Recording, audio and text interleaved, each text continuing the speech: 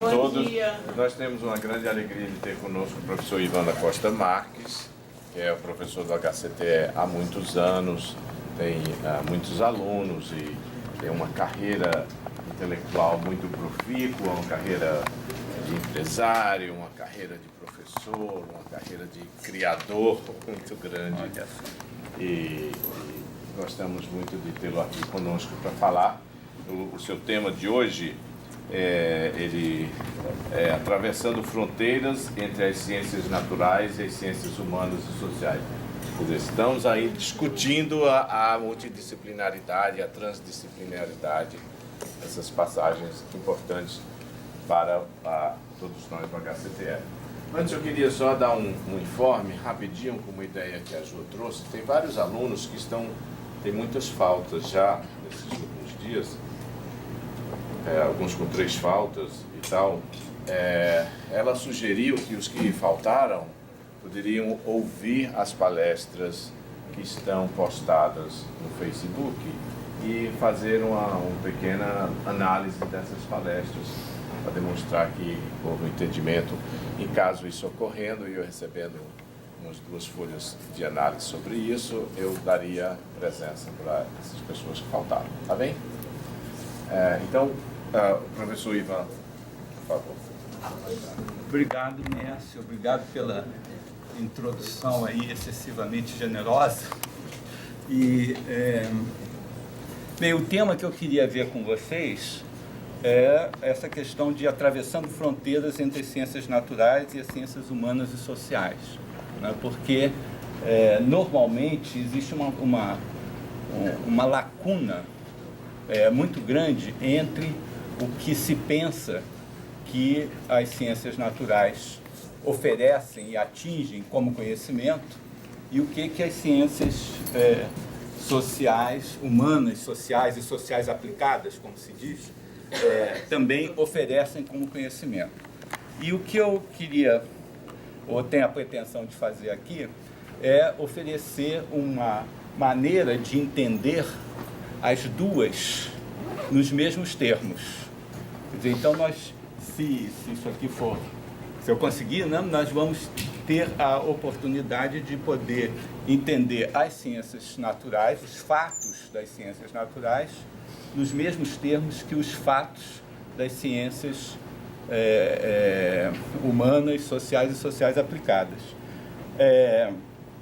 Fatos ou teorias, ou instituições, ou laboratórios. Quer dizer, entender os dois mundos, são 2 mundos normalmente tomados como diferentes, conseguir entender esses 2 mundos nos mesmos termos, né? Quer dizer, o que a gente... qual é a questão que a gente focaliza? Não é uma questão nova, né?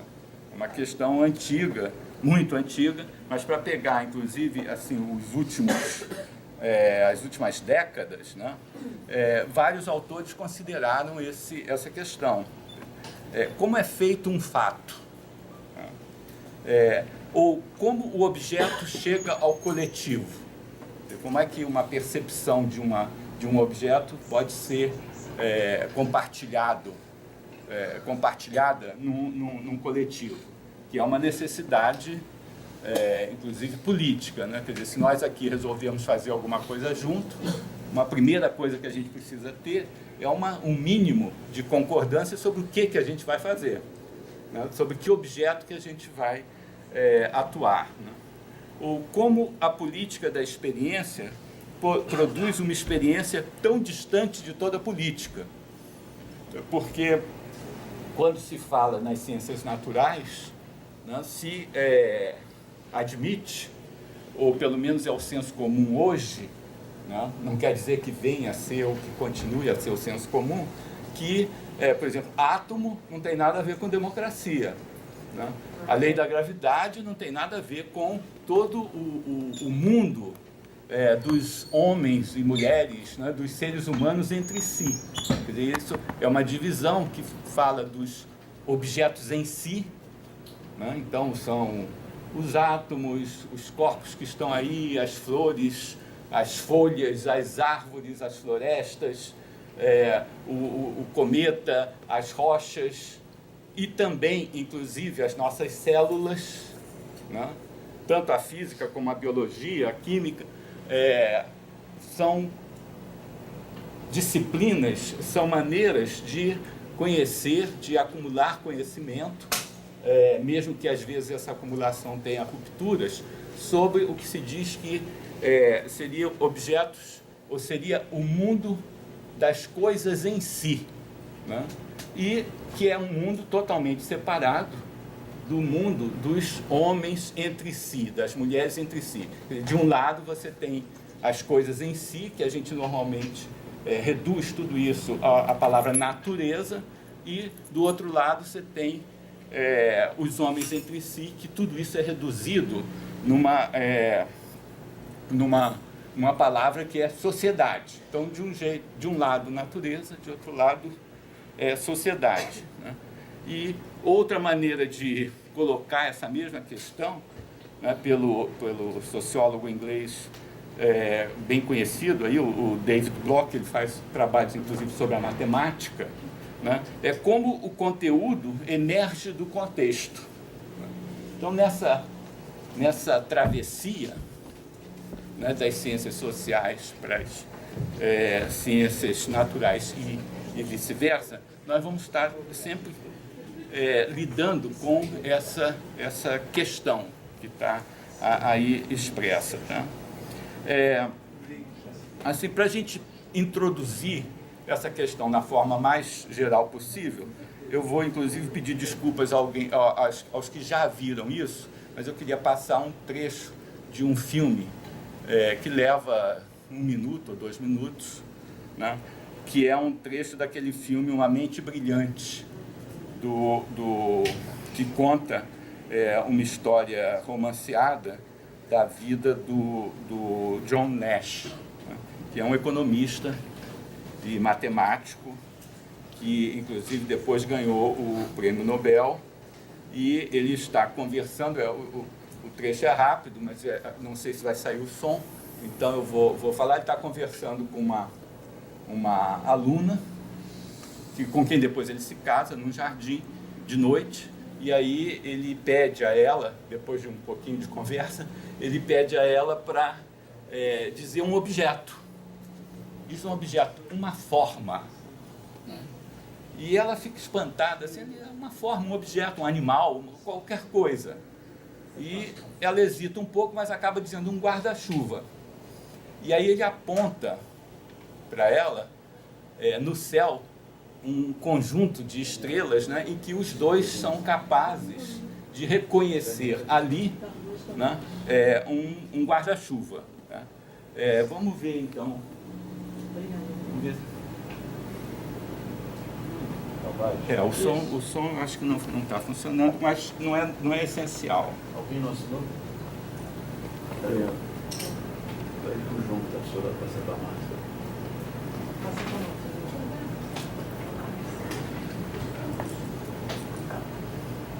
Ele acredita no valor das coisas, não acredita na sorte. Né?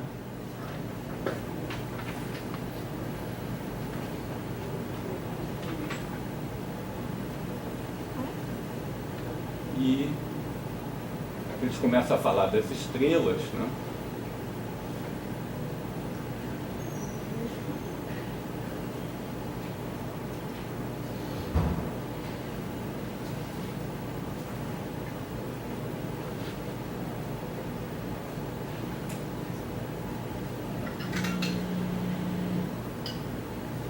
Aí ele diz, escolha uma forma. Uma cantada um animal, esquisita, né? Qualquer coisa. Uma cantada esquisita. Uma cantada, seria bem esquisita. Mas ela disse que contou 4.000, não sei quantas estrelas. É uma dupla esquisita. No final ela acaba se divorciando dele. Não no final do filme, né? Eu acho. Bem, então ela diz um guarda-chuva, né? Ele segura a mão dela e aponta, né, um guarda-chuva. E os dois reconhecem o guarda-chuva, ela fica espantada com isso. Né? E essa mesma situação, né, a gente pode dizer que vale, por exemplo, o Cruzeiro do Sul. Né? E a pergunta que eu queria colocar é: onde é que está essa forma? Onde é que está o Cruzeiro do Sul? Ou onde é que está aquele guarda-chuva? Uma primeira resposta é isso, é no imaginário. Quer dizer, quem nunca viu um guarda-chuva dificilmente identificaria ali aquela forma. Tá? Mas está só no imaginário? Eu acho que certamente não. Você pode fotografar, né, essa forma e ela aparece na fotografia. Você pode fotografar o Cruzeiro do Sul. Você pode fazer coisas com o Cruzeiro do Sul. Né?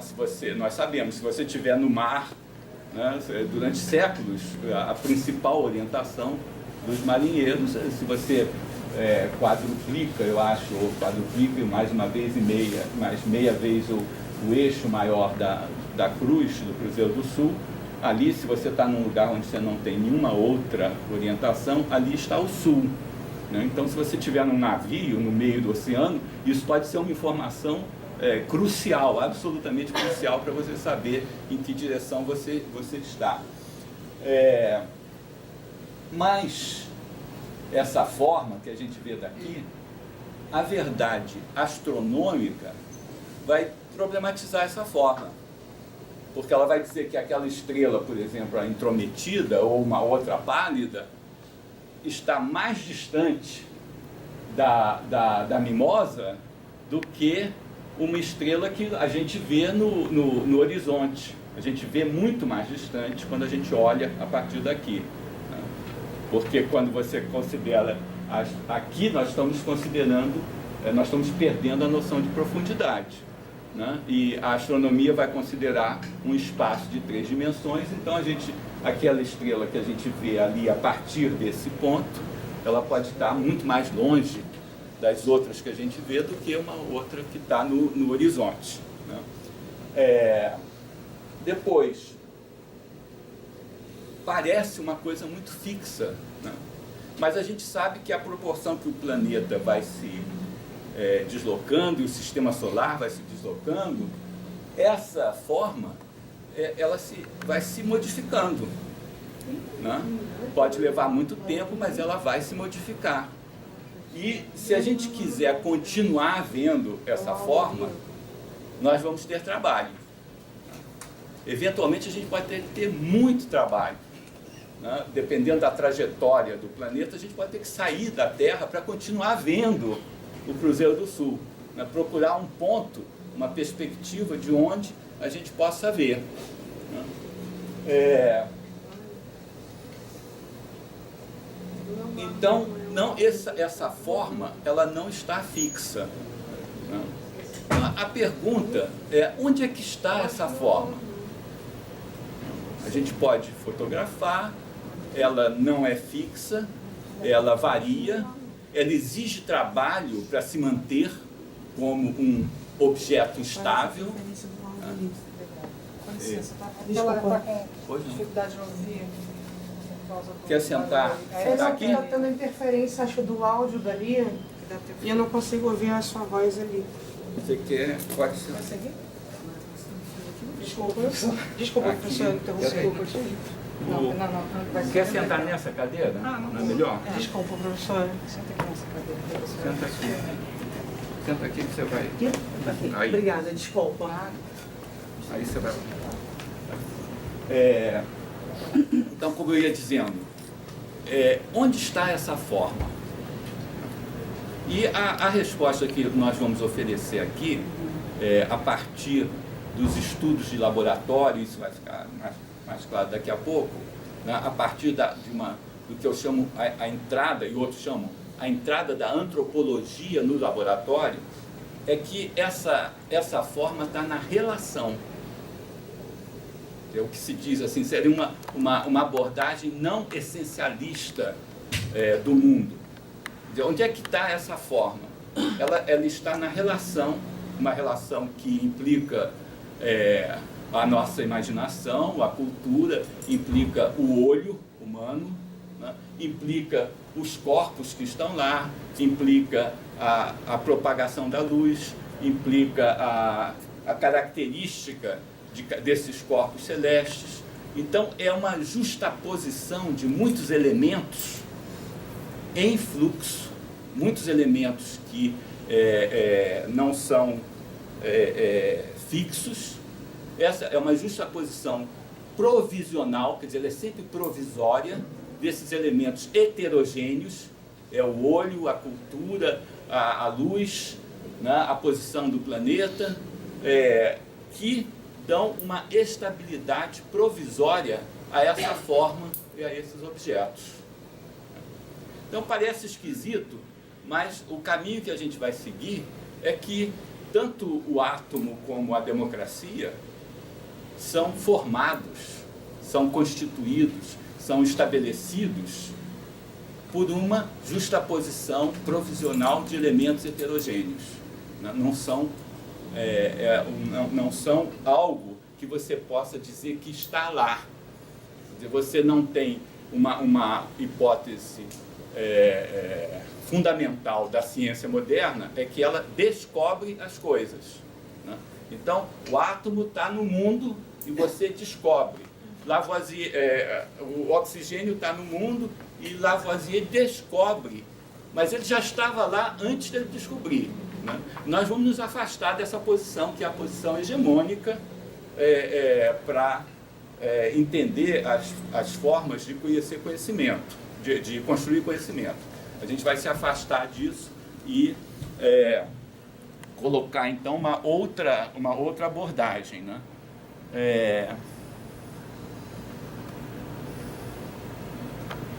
Então, essa questão, onde estão os objetos, fatos, artefatos, teorias, sujeitos, instituições, costumes, as formas? Nota que aqui eu dei um passo de generalização no sentido de o objeto ser identificado com substantivos, né? Porque se você desplatoniza o mundo, como se diz, se você passa a ter um mundo em fluxo, você só tem variações, está tudo variando. Então você não tem substantivos. Para a gente fazer uma coisa em comum, nós vamos precisar dos substantivos, né? Então, onde são os substantivos que são os objetos, né? Sejam eles os objetos das ciências, sejam eles os objetos das ciências humanas, sociais ou sociais aplicadas, sejam as instituições. Quer dizer, qual é o objeto FRJ? Tá? Onde é que ele está? Você pode entender como, ele está na lei que formou a universidade, ele está nos regimentos. Você escolhe uma coisa e dizer, isso é o FRJ. Né? Mas você pode olhar o FRJ de outra maneira, de uma maneira em que você traz uma dinâmica, um movimento para entender essa instituição. Assim como você pode fazer a mesma coisa, eu vou procurar mostrar, para os objetos, inclusive, e isso é o passo mais duro, inclusive das ciências naturais, né? Então, o que eu queria mobilizar aqui é essa ideia de fluxo, está tudo em movimento, uma ideia de materialidade, quer dizer, então a abordagem é radicalmente materialista, uma ideia de heterogeneidade, esses elementos que têm que ser justapostos para dar estabilidade a alguma coisa são muito heterogêneos, né? Eles são a velocidade da luz, é a nossa cultura, a posição em que a gente está, né?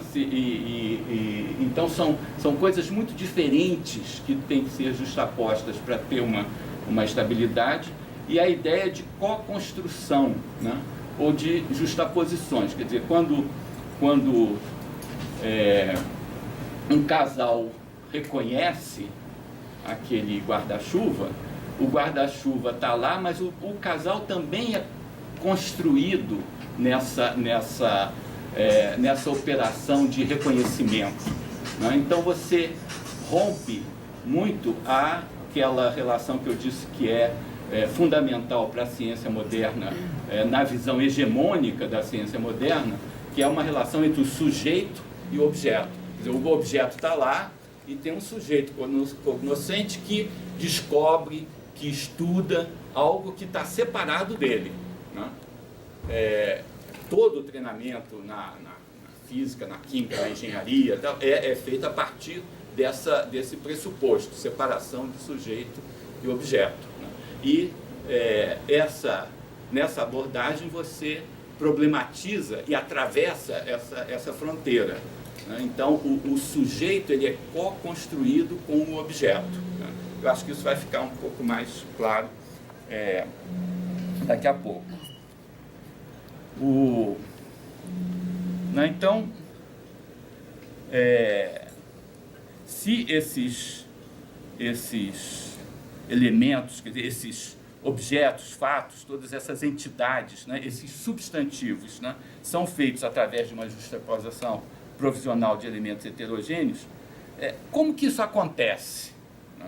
Como que essas coisas ficam juntas? Né? Porque se você tem uma visão platônica, por exemplo, você não tem problema de explicar como é que as coisas estão juntas, né? Porque essa mesa, né, no exemplo clássico, é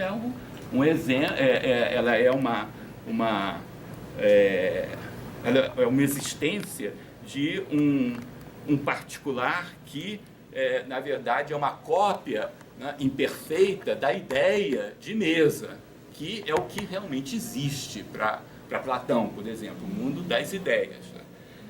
Então você não tem muita dificuldade em explicar como é que as coisas se juntam. Mas se você abandona isso, a questão é uma questão que é praticamente equivalente à questão que a gente colocou, uma outra forma de colocar, é como é que as coisas ficam juntas, né? Como é que a universidade se mantém como uma unidade? Como é que o átomo se mantém como uma unidade? Como é que a democracia se mantém como uma unidade, né? Então, como é que as coisas se juntam e como é que elas permanecem juntas? Esse passa a ser um problema fundamental para a gente que quer se afastar de uma abordagem essencialista das coisas, né?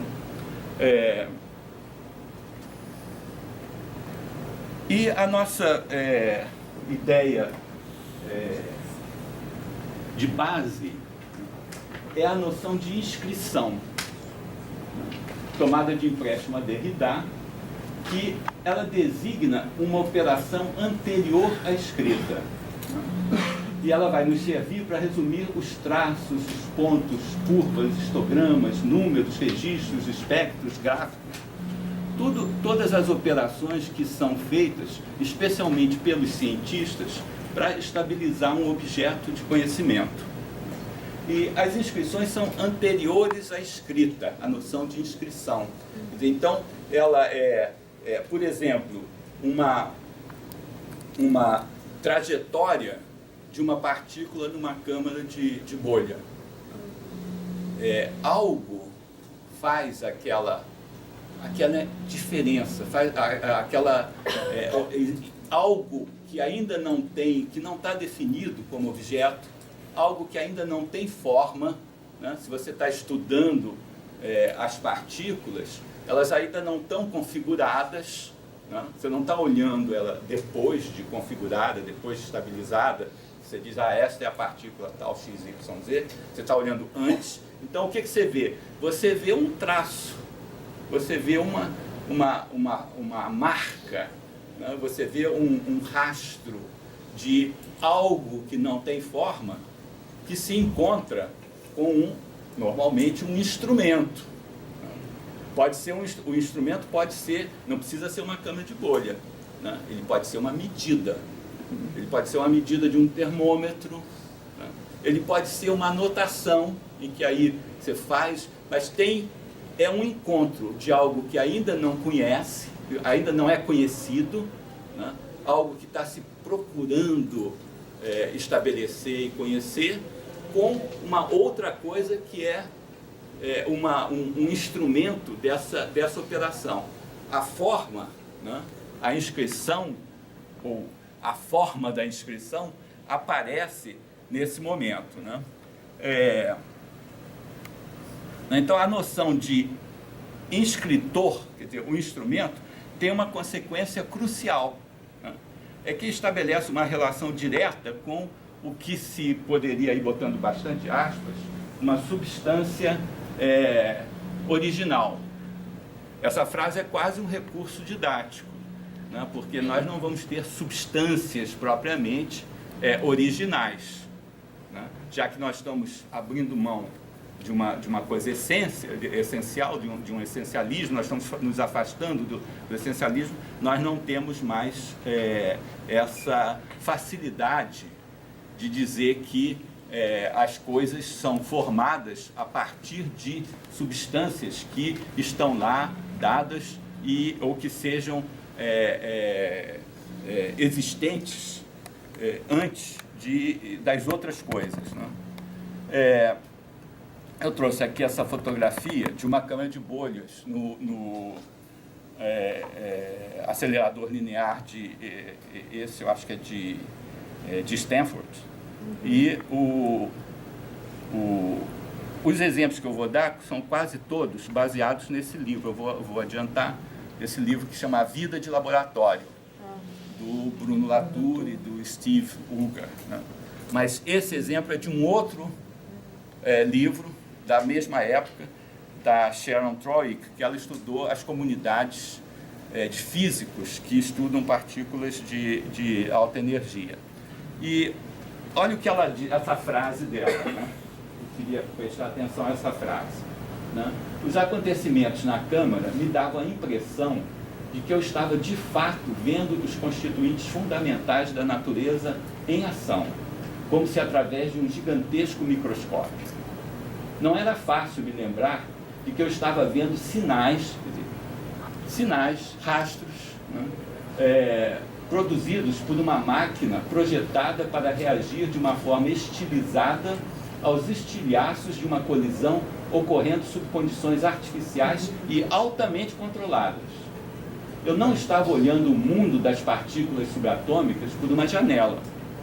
Eu estava fazendo algo mais semelhante a ler pegadas de dinossauros.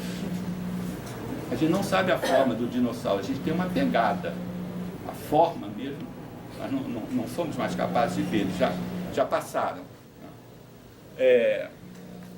E aí eu vou entrar um pouco mais de detalhe aqui, mas o que eu recomendo para quem ficar realmente interessado nessa questão são os livros, né? Esse livro, voltando ao livro, a corrente de exemplos que eu estava dando,